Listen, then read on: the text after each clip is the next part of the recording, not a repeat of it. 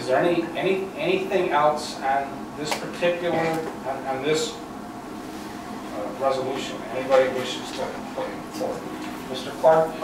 Yes, on the definition of light manufacturing in the downtown area, 190-5 definition, the last sentence is, at least 50% of the first floor space on the premise which are engaged in light manufacturing shall be devoted to the occupant's retail operation. Is that how this is going to read? Yeah. That is correct.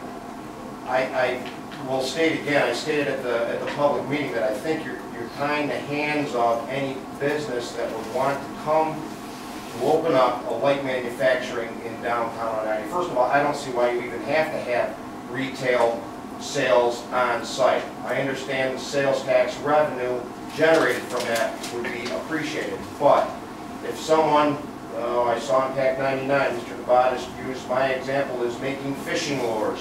He's got 1,000 square feet. I mean, he's got to spend 500 square feet of his space to hang up fishing lures to sell.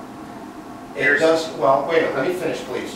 It doesn't, I believe you're tying the hands. Now, if you have to have a percentage and you insist upon having retail sales in the downtown area at these light manufacturing facilities, I think 80-20 is a better balance. 80% to make whatever you're going to make and 20% to sell it. Even though I personally believe that that's not necessary. If you have 5 guys working there and you ship your fishing lures to Oneida, Cabela, these 5 guys that are tying your lures are going to get their haircut at Genges, buy their lunches at Madison House, get their phones at Rockets. You understand what I'm saying? They're going to spend money in town. But I think 50% is, I think it's unrealistic, and I don't think it's going to be appealing to anybody to come into town and go, geez, I'm such a small, I make little things, and I got to take this cavernous place and cut it in half and hang my 4 lures out front in this huge building because I can only, devote half of this space to the manufacturing thereof. So I'd like you to consider that in your vote here tonight. Now, I also heard Mr. Debatis say on Pack 99 last night that it was this is a nice jumping off point, I believe is what you had said. Rather than quote me, how about I quote me? Okay. What I said, Mr. Clark, was that you posed an interesting example, the fishing lure example, albeit not a common one, and that in that circumstance, I believe it would be appropriate for the Planning Commission and ZBA to consider and grant a variance that's specific to that use. Okay. The fact of the matter is most of downtown is retailing service, and we're trying to avoid changing the character of that. The example that you give of manufacturing for the purpose of export, not in support of retail, is specifically what the Planning Commission and the Common Council has decided it doesn't want to do. Okay, so with that being said, with an 80-20, I think would be more beneficial to a businessman or a prospective businessman to come into town and say, listen, I can do this, but I'm not going to devote that amount of space to the retail sale. Now a variance could be applied for. How much is a variance anyways, Cassie? If I were to apply for a variance for something, how much would it cost me? $25. $25, that's it. A $25 fee for variance.